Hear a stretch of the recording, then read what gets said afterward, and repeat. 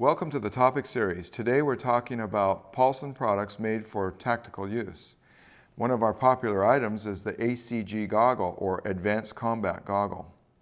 The Advanced Combat Goggle has a very high ballistically rated lens, has lens locks that hold the lens in place, locking the lens to the frame, and today I'm going to show you how to remove and replace the lens. In this case, we have a clear lens, and we're going to be replacing it with this gray colored lens.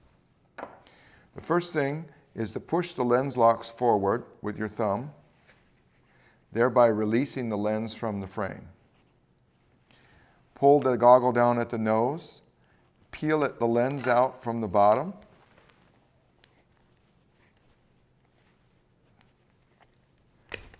and the lens is now removed from the frame. Installing the gray lens, it's more or less a reverse procedure. Start the lens into the frame at the ends. Now that I have both ends in place, I work here to the center, to the nose, and then finally to the top, sliding the lens into the lens groove. Once it's all in place, you can see how these lens locks are protruding. I push these lens locks down, and they fully lock the lens to the frame.